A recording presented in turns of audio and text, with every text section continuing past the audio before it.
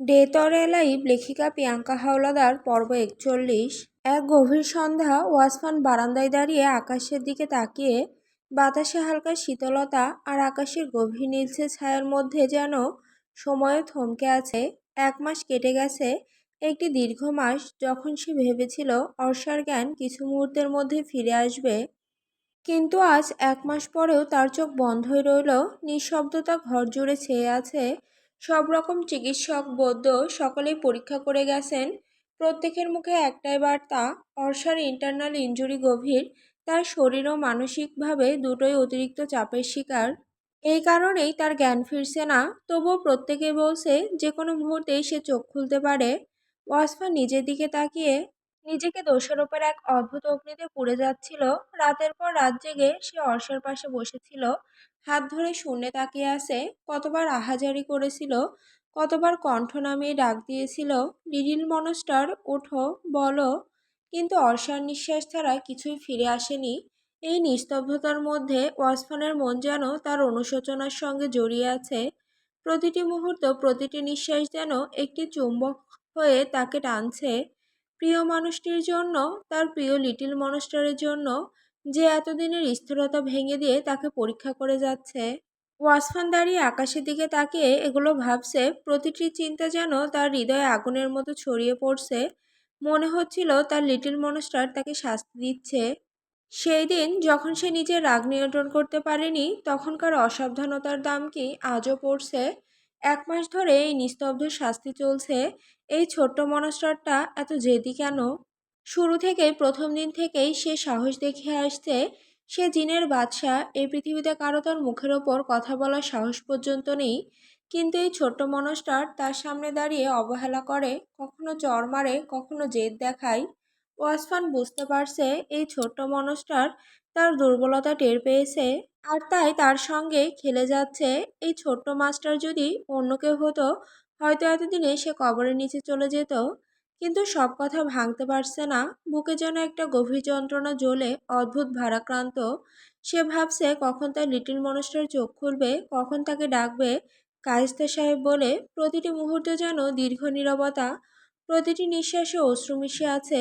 আর ওয়াসফানের হৃদয় এই দীর্ঘ অপেক্ষার মধ্যে আরো গভীর হয়ে যাচ্ছে। অন্যদিকে ইসাবেলা আর ড্যানিয়েলের সম্পর্ক আগের মতো আর নেই। ধীরে সুস্থে নিঃশব্দে তারা দুজনেই বদলে গেছে। ইসাবেলা এখন আর আগের মতো রেগে ওঠে না। মনের কোনো কোণে তার প্রতি বিরক্তি নেই। বদলে সেখানে একটি নরম আবেগ জন্মেছে, যেখানে ভালোবাসা নিঃসঙ্গভাবে জমে উঠেছে। ড্যানিয়েলও তার নিজের দিকে নজর রেখেছে, সতর্ক, যত্নশীল, কিন্তু কখনো বেশি চাপ দেওয়া ছাড়া। তার কেয়ারনেস, তার চোখের মৃদু উষ্ণতা এবং শব্দহীন যত্ন, সব কিছু ইসাবেলাকে বোঝাচ্ছে সে কতটা ভালোবাসে। ইসাবেলা ভেবেছিল ড্যানিয়েল তাকে ভোগ করতে বিয়ে করেছে, কিন্তু বেবি পেটে আসার পর থেকে ড্যানিয়েল একবারও তাকে জোর করেনি। সত্যি ড্যানিয়েল তাকে ভালোবাসে। ড্যানিয়েল সত্যি একটা বেবি চেয়েছিল তাকে কাছে রাখার জন্য, আর তাই সে এসব করেছে। তবে ইসাবেলা যে রাগ না করে, এটা মুখে প্রকাশ করে না। সে এখনো বলে সে ড্যানিয়েলের কাছে থাকতে চায় না, তবে মন জানে ভালোবাসার এই আবহ তার ভেতর জেগে উঠেছে। একরাশ আবেগ জমেছে, যা তার বোকা বা অসাধারণ সাহসী মনকে চেপে ধরেছে। একটু শাস্তি দিতে চাই হয়তো ড্যানিয়েলের পক্ষে, এরই যেন একটি সতর্কতা। তাই সে কিছু বলে না, কেবল মৃদু হাসি বা নিঃশব্দ প্রতিক্রিয়ায় নিজের আবেগ লুকিয়ে রাখে। আয়রাক ও ইয়ানার জীবন যেন এক শান্ত নদীর মতো ধীরে ধীরে ভালোবাসার স্রোতে ভাসছে। বিয়ের পর থেকেই তাদের হৃদয়ের অন্তঃস্থল থেকে জন্ম নেওয়া ভালোবাসা তাদের জীবনকে পূর্ণতার আলোকচ্ছটায় মেলে ধরেছে।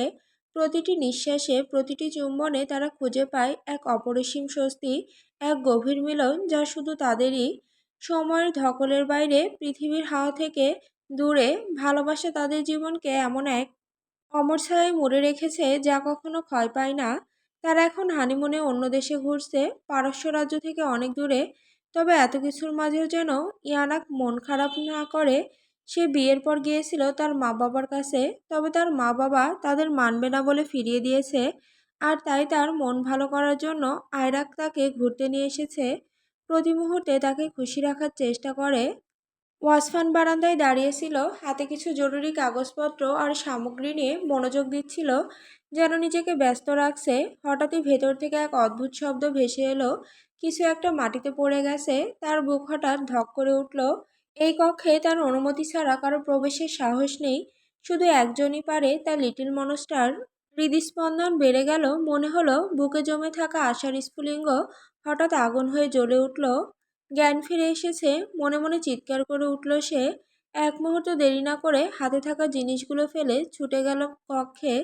দরজা ঠেলে ঢুকতেই তার চোখ স্থির হয়ে গেল। বিছানায় অর্ষা। তার শরীর হালকা নড়ছে, নিঃশ্বাসে পরিবর্তন এসেছে। ধীরে ধীরে চোখের পাতাগুলো কাঁপছে, যেন শত নিদ্রার পর প্রথমবার আলো দেখতে চাইছে। তার হাত পাশের টেবিলে রাখা গ্লাসে লেগে গেছে, আর সেই গ্লাসটা মাটিতে পড়ে ভেঙে গিয়েছে। ওয়াসমান খুশিতে দৌড়ে গিয়ে বিছানার পাশে বসে পড়ল। অর্ষার নিঃশ্বাসের প্রতিটি আন্দোলন যেন তাকে নতুন জীবন উপহার দিল। অর্ষা ধীরে ধীরে চোখ মেলে তাকায়। পাশে বসে থাকতে দেখে ওয়াসফানকে। তার ঠোঁটে ফুটে ওঠে এক মুচকি হাসি। তবে পরক্ষণেই মনে পড়ে যায় সেই রাতের কথা। সঙ্গে সঙ্গে মুখ ফিরিয়ে নেয়। মনে মনে ভাবে, যাই হয়ে যাক, এই লোকটা খুব খারাপ, সে তাকে কত কষ্ট দিয়েছে। তাই অর্ষা মুখ ফুলিয়ে অন্যদিকে ঘুরে থাকে। ওয়াসফান সঙ্গে সঙ্গে বুঝে যায় তার লিটল মনস্টার তাকে চিনেছে। তবে গাল ফুলিয়েছে কেন তাও বোঝা যায়। ধীরে ধীরে হাত বাড়িয়ে তার লাড্ডুকে টেনে কোলে নেয়। নরম সুরে অনুতপ্ত কণ্ঠে বলে, আমার লাড্ডু, দেখো আমি সত্যি সরি। আমি নিজের রাগ কন্ট্রোল করতে পারিনি, তাই তোমাকে একটু বেশি কষ্ট দিয়েছিলাম। আমি সরি তো। তুমি তো আমাকে 1 মাস শাস্তি দিলে। 1 মাস শাস্তি দেওয়ার পরও কি মুখ ফুলিয়ে থাকবে? 1 মাস?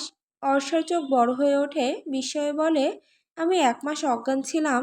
এরপর ওয়াসফানের বুকে ঘুষি মারতে মারতে নিজেকে ছাড়িয়ে কিছুটা দূরে গিয়ে দাঁড়ায় অর্ষা। রাগে কষ্টে কণ্ঠ কেঁপে ওঠে তার। শয়তান, দানব, জানোয়ার, আপনি এতটা হিংস্র কেন? ছাড়ুন আমাকে, আমাকে ছোবেন না। এমন কাণ্ড দেখে ওয়াসফান শুধু মুচকি হাসে। ধীরে ধীরে আবার তাকে টেনে নিজের কাছে আনে। শক্ত করে বুকে জড়িয়ে ধরে। কপালে আলতো চুমু খেয়ে গভীর সুরে বলে, আর কখনো এমন করব না। তুই আমার কাছে ভালো থাক, এটুকুই আমার একমাত্র চাওয়া। ইসাবেলা বসে আছে নিজের কক্ষের এক কোণে। তার মনটা যেন আজ কিছুটা খারাপ। 4 দেওয়ালের এই ঘরটা, যেখানে এতদিন ধরে সে বন্দী হয়ে আছে, এখন আর তাকে আগের মতো টানে না। ধীরে ধীরে তার ভেতরে জমে উঠেছে এক অদ্ভুত অস্থিরতা। বন্ধ কক্ষে থাকতে থাকতে সে যেন অনেকটা বোর হয়ে পড়েছে। মনে হচ্ছে আর সহ্য হচ্ছে না। ইসাবেলার মন চাচ্ছে একবার বাইরে গিয়ে নিঃশ্বাস নিতে, আকাশের দিকে তাকাতে, বাতাসে ভেসে থাকা দুনিয়ায় রং ছুঁয়ে দেখতে। একটু হলেও ঘুরে দেখতে চায় সে বাহিরের দুনিয়াটাকে। কিন্তু ভালো করেই জানে ড্যানিয়েল তাকে এত সহজে বাইরে যেতে দেবে না। তার নিয়ন্ত্রণ, তার শাসন, সবকিছু যেন তাকে বেঁধে রেখেছে অদৃশ্য শিকলে। তবুও ইসাবেলার ভেতরে একটা ছোট্ট আশা জেগে ওঠে। যদি বলি, যদি একবার অনুরোধ করি, হয়তো আজ ড্যানিয়েল আমাকে যেতে দেবে। নিজের মনে এই ভেবে সে খানিকটা সাহস জোগাড় করে। হোক না নিষেধ, হোক না ঝগড়া, চেষ্টা তো করতেই পারে। কিছুক্ষণ পর ড্যানিয়েল রুমে প্রবেশ করে। সোজা দরজা খুলেই চোখ পড়ে কোনায় গুটিয়ে বসে আছে ইসাবেলা। দেখলেই বোঝা যায় মনটা খারাপ। ড্যানিয়েল নিশ্চুপেই তার পাশে এসে বসে। কিছুক্ষণ নীরবতার পর ধীর কণ্ঠে জিজ্ঞেস করল, কি হয়েছে আমার পরীটা? কেন এমন উদাস হয়ে বসে আছো? মন খারাপ দেখাচ্ছে। বলো তো কি হয়েছে? ইসাবেলা কিছুক্ষণ চুপ থেকে তারপর ইতস্তত কণ্ঠে বলল, আমার আর এই বন্দি রাজপ্রাসাদে থাকতে ভালো লাগছে না। বন্দি করে খাঁচার পাখির মতো বেঁচে থাকতে আমি আর পারছি না। চলুন না একটু বাইরে দুনিয়াটা ঘুরে দেখি। অন্তত কিছু সময়ের জন্য হোক, আমি একটু বাইরে নিঃশ্বাস নিতে চাই। প্লিজ নিয়ে চলুন না আমাকে, অন্তত একটু সময়ের জন্য। Please Daniel. ইসাবেলার কথা শোনার সাথে সাথেই ড্যানিয়েলের চোয়াল শক্ত হয়ে যায়। স্পষ্ট কড়া কণ্ঠে সে উত্তর দেয়, না, কখনোই না। তুমি জানো না, এই সময় বাইরে যাওয়া তোমার জন্য নিরাপদ নয়। আমি তোমার ক্ষতি হতে পারে, এমন কিছু কখনোই হতে দেওয়া হবে না। ড্যানিয়েলের উত্তর শুনে ইসাবেলা সাহস নিয়ে এবার বলে ওঠে, এমন কি হয়েছে আমার যে আমি একটুখানি বাইরে যেতে পারবো না? বাইরে গেলে এমন কি ক্ষতি হবে? যাব, ঘুরে আসবো, এটাই তো। কেন এমন করছেন আপনি? কিছু সময়ের জন্য গেলে কি এমন ভয়ঙ্কর কিছু হয়ে যাবে? প্লিজ নিয়ে চলুন না আমাকে। ড্যানিয়েল এবার কিছুটা রাগান্বিত কণ্ঠে বলে, না ইসাবেলা, আমি বলেছি তুমি বাইরে যেতে পারবে না, মানে তুমি বাইরে যেতে পারবে না। শুধু শুধু জেদ করছো কেন? আর হ্যাঁ, তোমার ভালো মন্দ তুমি কিভাবে বুঝবে? তোমার কাছে তো কেবল কিছু সময় সুখটাই দরকার।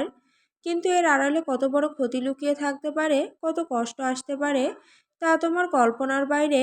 তাই তোমার ভালো মন্দের দিকটা আমাকে বুঝতে দাও, আমি ঠিক তোমার ভালোটাই বুঝবো।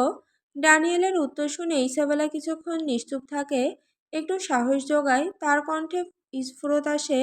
মাথা উঁচু করে সাহসী স্বরে বলে, আপনি এত রাগান্বিত কেন? আমি তো স্বাভাবিকভাবে আপনাকে বললাম। এটা কি এত রাগের কারণ? আমি বুঝতে পারছি না। আর হ্যাঁ, বলুন, বাইরে এমন কি ক্ষতি আছে যে আপনি আমাকে নিয়ে যেতে চান না? শুধু লেজালেজি অজুহাত দেখালেই হবে? যদি আপনার মনে না থাকে যে আপনি আমাকে বাহিরে নিতে চান, সরাসরি বলুন আপনি আমাকে নিয়ে যেতে চান না। বাহিরে গেলেই আমার খারাপ হবে, এই বাহানায় আটকানো ঠিক হয়নি। যদি সত্যি আপনি আমাকে নিয়ে যেতে না চান, তাহলে একেই বলে দিন, আমি কেবল অজুহাত দেখিয়ে আটকে রাখা চাই না। যদি আপনি অনুমতি না দেন, তবু আমি কোনো দাসীর সঙ্গে চলে যাব। এমন ধরনের অজুহাত দেখিয়ে আমাকে আটকে রাখার কোনো মানে নেই। ইসাবেলার কথা শুনে ড্যানিয়েলের রাগ আরও বেড়ে যায়। কণ্ঠে তীব্রতা মিশিয়ে সে বলল, আমি কোনো অজুহাত দেখাচ্ছি না। আমি বলেছি তোমার এই সময় বাইরে যাওয়া নিরাপদ নয়, সেটা মেনে নাও। আর হ্যাঁ, যদি তোমাকে বাইরে নিয়ে যেতে হতো আমি নিজেই নিয়ে যেতাম। কখনো কোনো দাসীর সঙ্গে পাঠাতাম না। যেখানে আমি তোমাকে নিজের সাথেই বাহিরে নিয়ে যাওয়ার রিস্ক নিতে রাজি না, সেখানে তুমি কিভাবে ভেবে নিলে যে আমি তোমাকে কোনো দাসীর ভরসায় ছেড়ে দেব? তুমি কোথাও যেতে পারবে না এখান থেকে, এটাই আমার শেষ কথা। প্লিজ আমাকে আর রাগান্বিত করো না, নয়তো আমি নিজেকে আর কন্ট্রোলে রাখতে পারবো না। তবে হ্যাঁ, আমি তোমাকে তো কোনো আঘাত করতে পারবো না, কারণ তুমি আমার হার্টবিট। আর যদি আমি নিজের হার্টবিটকে আহত করি, তাহলে আমি নিজেই বাঁচতে পারবো না। তাই আমি এমন কোনো কিছু করব যাতে তুমি কখনো এই রুমে থেকে বের হতে না পারো। ড্যানিয়েলের কথা শুনে ইসেবেলা চুপ হওয়ার বদলে আরও রেগে যায়। আপনি এমন করছেন কেন? আমি তো বুঝতে পারছি না। শুধু বলছেন তোমার ক্ষতি আছে, ক্ষতি হবে। বাহিরে কি ক্ষতি আছে আমায় বলুন। এখন তো আর বলতে পারছেন না। তাহলে কি ভেবে নেব এইসব কথাই তো অজুহাত? আসলে আপনি আমাকে বাইরে নিয়ে যেতে চাচ্ছেন না। আমার বাইরে যাওয়াটা হয়তো আপনার কোনো কালো রহস্যের সঙ্গে জড়িত, যা আমি হয়তো জানতে পারি। আর হয়তো আপনার এখন আর আমাকে ভালো লাগে না, তাই আপনি বাইরে নিয়ে নিজের নতুন সংসার শুরু করেছেন। এই কারণেই বোধহয় আপনি আমাকে বাইরে যেতে দিতে চান না। আমি সত্যিটা জানতে পারবো বাইরে গেলে। হয়তো জেনে যাব বাইরে আপনার পতিতা নারী আর রক্ষিতা আছে। হয়তো তাদের সঙ্গে করা সব ফষ্টি নষ্টির কথা আমি জেনে যাব। ডানিয়েল অনেকটা কষ্ট পায় এমন কথাই, তবে সে ইসাবেলাকে সেটা বুঝতে না দিয়ে ভাঙা ভাঙা কণ্ঠে বলল, এতটা অবিশ্বাস? আমাকে বিশ্বাস করতে পারছো না? বাইরে যেতে চাও তো ঠিক আছে, চলো। এখনই তোমাকে বাইরে নিয়ে যাচ্ছি। আর আজ আমি তোমার কাছে প্রমাণ করিয়ে দেব যে আমার জীবনের শেষ প্রান্তে শুধুমাত্র তোমার নাম লেখা ইসাবেলা। কিন্তু তুমি সামান্য বিষয় নিয়েই আমাকে অবিশ্বাস করছো। চলো তবে প্রমাণ দেই। কি হলো, চলো। কথাগুলো এতটাই হৃদয়স্পর্শী ছিল যে ইসাবেলার মনটা কিছুটা নরম হয়ে যায়। সে এভাবে বলতে চায়নি, তবে রাগের মাথায় ভুলভাল বলে ফেলেছে। এরপর ড্যানিয়েল তার হাত শক্ত করে ধরে ধীরে ধীরে তাকে বাইরে নিয়ে যায়। অনেকক্ষণ হাঁটার পর ওরা দুজন এসে দাঁড়ায় এক নিরিবিলি জঙ্গলের মধ্যে। জঙ্গলটা পারস্য রাজ্য থেকে বেশি দূরে নয়। দুজন কিছুক্ষণ হাত ধরে ঘুরে ঘুরে পথ চলতে থাকে। হঠাৎ দূরের অন্ধকার থেকে দেখা যায় অন্য রাজ্যের একদল জিন এগিয়ে আসছে। তারা পারস্য রাজ্যের শত্রু। এরা আশিক জিনের দল। সেই আশিক জিনটিকে, যার জন্য ওয়াসফান তার লিটিল মনস্টারকে হারিয়েছিল। পরে ওয়াসফান জিনটিকে নিজের কাছে বন্দি করেছিল এবং এখন অর্ষাকে পাওয়ার পর ওই জিনটিকে ভয়ঙ্কর মৃত্যু দিয়ে পাঠিয়ে দিয়েছিল তার রাজ্যে। এবার সেই রাজ্যের জিনেরা প্রতিশোধ নিতে এগিয়ে এসেছে ওয়াসফানের কাছে। কিন্তু জঙ্গলের মধ্যে তারা প্রথমে ইসাবেলাকে দেখে। তারা চিনতে পারে এ তো ওয়াসফানের বোন। তাদের মুখে হঠাৎ একবারের জন্য হাসি ফুটে ওঠে। এবার আমাদের কষ্টের প্রতিশোধ নিতে সুযোগ এসেছে। তারা মনে করে রাজ্যের পথে যাওয়ার মাঝেই শিকারি পেয়েছে। এবার আমাদের শিকার করা সহজ হয়ে গেছে। তারা ভেবে নেয় তাদের প্রতিশোধ না হয় ইসাবেলার মৃত্যু দিয়ে নেওয়া হবে। বোনের মৃত্যুতে তো ওয়াসফান আরও ভেঙে পড়বে। এইভাবেই তারা নিজের প্রতিশোধ নেওয়ার সিদ্ধান্তে দৃঢ় হয়। আর এই পরিকল্পনায় তারা এবার এগিয়ে আসে ইসাবেলার দিকে। তবে তাদের জানা ছিল না ইসাবেলার সামনে প্রতিরক্ষা হয়ে দাঁড়িয়ে আছে এক ভারী দেওয়াল, যার নাম ড্যানিয়েল। শত্রু দলের লোকেরা পিছন থেকে এগিয়ে এসে ইসাবেলার পিঠে আঘাত করার চেষ্টা করে। ঠিক সেই মুহূর্তে ড্যানিয়েল তার সামনে এসে দাঁড়ায়। তার তলোয়ার তার পেটে ঢুকে যায়। ড্যানিয়েলকে দেখে জিন দলের লোকেরা অবাক হয়, সাথে কিছুটা ভয়ও পায়। রক্ত পড়তে শুরু করে তার শরীর থেকে। তবুও সে কঠোর হয়ে দাঁড়ায়, পাথরের মতো, যেন ইসাবেলাকে শেষ নিঃশ্বাস পর্যন্ত রক্ষা করবে। সঙ্গে সঙ্গে আবারও ইসাবেলার উপর হামলা শুরু হয়। ড্যানিয়েল সেই সব আঘাত নিজের উপর নিয়ে নেয়। এরপর শুরু হয় জিনেদের ও ড্যানিয়েলের মধ্যেকার মারাত্মক যুদ্ধ। জিনেরা বারবার ছুরি-চাপাতি তলোয়ার ব্যবহার করে আঘাত করার চেষ্টা করে, কিন্তু ড্যানিয়েল পাথরের দেওয়াল হয়ে সব আঘাত নিজের শরীরে ধরে রাখে। একটা আঘাতও ইসাবেলার গায়ে পৌঁছাতে দেয় না। তলোয়ারের ক্ষতবিক্ষত আঘাতে যেন ড্যানিয়েলের শরীর ছিঁড়ে যাচ্ছিল, তবু সে রুখে দাঁড়ায়। নিজের ক্ষতবিক্ষত শরীর নিয়েই সে জিনেদের এক এক করে মাটিতে লুটিয়ে দেয়। হাজারো আঘাতের পরও ড্যানিয়েল ইসাবেলাকে রক্ষা করতে অবিচল থাকে। এক হাতে সকলের সাথে লড়ে যায় সে, তবুও সে ইসাবেলার গায়ে বিন্দু পরিমাণ আঁচড়ও লাগতে দেয় না। আর এতক্ষণে ড্যানিয়েলের আক্রমণে প্রায় সমস্ত জিন মারা যায়। যারা বেঁচে থাকে তারা আধমরা, তবুও ড্যানিয়েল তাদেরও শেষ নিঃশ্বাস পর্যন্ত দমন করে নিজের শক্তিশালী তলোয়ারের আঘাত দিয়ে। এতক্ষণ তরলের ক্ষতবিক্ষত আঘাতের পরে ড্যানিয়েলের শরীরে অঝরে রক্ত বের হতে থাকে, যেন রক্তের স্রোত থামছেই না।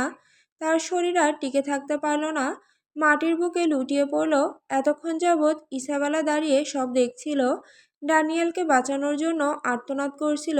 কিন্তু যখন ড্যানিয়েলের লুটিয়ে পড়া শরীর আর চোখের সামনে ইসাবেলা আর এক মুহূর্তও দাঁড়ায় না, ছুটে গিয়ে মাটির বুক থেকে ড্যানিয়েলের মাথাটা নিজের কোলে তুলে নেয়। চোখ দিয়ে অঝরে পানি ঝরে পড়ছে ইসাবেলার। ড্যানিয়েল নিজের শেষ নিঃশ্বাস ত্যাগ করার আগে কষ্ট করে একবার ইসাবেলার দিকে তাকায়। শেষ নিঃশ্বাস বের হবার আগে কাশতে কাশতে তার মুখ থেকে বের হয় কিছু অদ্ভুত সুরে শব্দ। তুমি কেন ভালোবাসলে না আমাকে ইসাবেলা? আমি কি এতটাই নিকৃষ্ট ছিলাম যে আমার কপালে তোমার ভালোবাসাটুকু ঠাঁই হলো না? একটু কি ভালোবাসা যেত না আমাকে? আমি কি তোমার কাছ থেকে একটুখানি বিশ্বাসেরও যোগ্য ছিলাম না? কেন তো অবিশ্বাস ছিল তোমার আমার প্রতি? ইসাবেলা পাগলের মতো কান্না করছে, ঠোঁট দুটো কাঁপছে, অঝরে কেঁদে কেঁদে ড্যানিয়েলের দিকে হাত বাড়াচ্ছে, কিন্তু হাত এতটাই কাঁপছে যে স্পর্শ করতে পারছে না। ইসাবেলা কিছু বলতে যাওয়ার আগেই ড্যানিয়েল নিজের একটি আঙুল তার মুখের সামনে নিয়ে চেপে ধরে বলল, এতদিন তো অনেক বলেছ, আমি তো চলেই যাব। আমার জীবনের শেষ সময়টুকু না হয় আমাকে একটু বলার সুযোগ দাও। কথাটা শুনে ইসাবেলা চুপ হয়ে যায়, তবে পাগলের মতো অঝরে কান্না চালিয়ে যাচ্ছে। সে সমানে দুই দিকে মাথা ঝুলাচ্ছে, যেন সে ড্যানিয়েলের বলা কথাগুলোর উত্তর না বুঝাচ্ছে। তার পুরো শরীর কাঁপছে, যেন কি করবে বুঝতে পারছে না, কেবল কাঁদতেই আছে। ড্যানিয়েল ধীরে ধীরে আবার বলতে শুরু করে, তুমি তো চেয়েছিলে আমি যেন তোমার কাছ থেকে দূরে সরে যাই। নাও, আজ তোমার ইচ্ছেটাকেই পূরণ করে দিল আল্লাহ। কথায় আছে, মানুষ যা মন থেকে ইচ্ছে করে চায়, আল্লাহ তার সেই ইচ্ছা ঠিকই পূরণ করেন। তাই দেখো, আল্লাহ আজ তোমার ইচ্ছেটাকেও পূরণ করে দিল, দূরে সরিয়ে দিল তোমাকে আমার কাছ থেকে। বেঁচে থাকতে তো আর পৃথিবীর কোনো শক্তি তোমাকে আমার কাছ থেকে দূরে সরাতে পারতো না। আর তাই আজ আমার মৃত্যুই আমাদের আলাদা করে দূরে ফেলল। আমি তোমার কাছ থেকে বহুদূরে চলে যাচ্ছি, যেখানে তুমি হাজার চাইলেও আসতে পারবে না। আর আমি চাইবো না নিজের কাছে তোমাকে নিয়ে যেতে। যদিও তুমি কখনো আমাকে ভালোবাসোনি, তবুও বলছি, অন্তত আমার শেষ চাওয়া হিসেবে আমাদের ভালোবাসার স্মৃতি ধরে রাখো। আমাদের সন্তানটাকে নিজের কাছে আগলে রেখো সারা জীবন ভালোবাসা দিয়ে। ওকে আমার কমতিটা কখনো বুঝতে দিও না। আর ওকে বলো, ওর বাবা কোনো বিশ্বাসঘাতক ছিল না, সে তো ছিল আজীবন এক নারীতে আসক্ত পুরুষ, আর সেই নারীর কোলেই আজ নিজের শেষ নিঃশ্বাস ত্যাগ করেছে। কথাটা শেষ করেই ড্যানিয়েলের মুখ থেকে কাশতে কাশতে রক্ত বের হয়ে আসে। আর এটা দেখে ইসাবেলা অনেকটা ভয় পেয়ে যায়। সে কাঁদতে থাকে ড্যানিয়েলের মাথায় হাত রেখে। আর ড্যানিয়েল শেষবারের মতো আবারও হাত বাড়িয়ে ইসাবেলার চেহারাকে ছুঁতে চায়, কিন্তু তার আগেই সৃষ্টিকর্তা তাকে কোনো সুযোগ না দিয়ে তার পুরো প্রাণ কেড়ে নেয়। ড্যানিয়েলের চোখ বন্ধ হয়ে যায়, শূন্যে তোলা হাতটি ধূপ করে মাটিতে পড়ে যায়। ক্যালিয়ন এখনও সেই পুরনো কটেজেই পড়ে আছে, যেখানে অর্ষার সাথে কাটানো প্রতিটি মুহূর্ত আজও তাকে শ্বাস নিতে শেখায়। শোবার ঘরের নরম বিছানা, বাগানের ফুলেরা সবকিছু তাকে মনে করিয়ে দেয় তার রেড ওয়াইনের হাসি, তার ছুটোছুটি, তার প্রাণচাঞ্চল্য। মনে হয় যেন এখনো সামনেই দাঁড়িয়ে আছে সে, দৌড়ে বেড়াচ্ছে, হাসছে, খুনসুটি করছে। কিন্তু সবকিছু কেবল এক মরীচিকা, কেবল কল্পনার ধোঁয়া। বাস্তবে তার রেড ওয়াইন আর তার কাছে নেই। সে তো এখন অনেক দূরে। ওয়াসফানের সান্নিধ্যে এই কথাটি ক্যালিয়নের বুকের ভেতর প্রতিক্ষণ তীব্র শিহরণ তোলে, তাকে ভেঙে চূর্ণ করে। কারণ তার হৃদয়ের ধন, তার রেড ওয়াইন আজ অন্য কারো কাছে। ক্যালিয়ন অন্ধকারে বসে আছে, হাতে ধরা ওয়াইনের গ্লাস। ওয়াইনের দিকে তাকাতেই যেন চোখের সামনে ভেসে ওঠে তার নিজের রেড ওয়াইনের মিষ্টি চেহারা। সঙ্গে সঙ্গেই তার মুখ থেকে বেরিয়ে আসে অদ্ভুত কিছু কথা। এই পাঁজরে আজও তোমার নাম লেখা, তবে তুমি কেন এই পাঁজরের হাড়ের সৃষ্টি হলে না? ভালো তো বেসেছিলাম তোমায়, তবে তোমাকে পাওয়ার মতো সৌভাগ্য কেন হলো না আমার? সৃষ্টিকর্তা তোমায় সৃষ্টি তো করেছিল, তবে অন্য কারো করে কেন? যদি তার তোমাকে অন্য কারো করারই ছিল, তবে সে কেন এই হৃদয় তোমার প্রতি ভালোবাসা সৃষ্টি করেছিল? এই নির্মম ভাগ্য কেন হলো আমার, যাতে তোমার নাম লেখা নেই? এই জীবনের কোনো মানেই নেই যে জীবনে তুমি নেই। কেন তুমি আমায় ছেড়ে চলে গেলে রেড ওয়াইন? এই ভাগ্য কি তোমাকে পেতে পারতো না? কেন আমার ভালোবাসার পরিণতিটা এত নির্মম হলো? জীবনে কি এতটুকু সুখও ঠাঁই হতে পারতো না আমার ভাগ্যে? ও খোদা, তুমি কেন এতটা নিষ্ঠুর? তোমার নিষ্ঠুরতা এতটাই যে, যেটা একজন পুরুষের জীবন কেড়ে নেওয়ার মতো। তোমার কি একটু মায়া হলো না আমার এই বেঁচে থেকেও মৃত আর্তনাদ দেখে? কেন তুমি আমার কাছ থেকে আমার রেড ওয়াইনকে নিয়ে গেলে? আর যদি তুমি আমার না হওয়ারই ছিলে, তবে কেন এই মন তোমার হয়ে রয়ে গেল আজীবন? হঠাৎ তার হাতে থাকা গ্লাস ভেঙে যায়, কাঁচের টুকরোগুলো ছিটকে পড়ে, আর তার হাত থেকে অঝরে রক্ত পড়তে শুরু করে।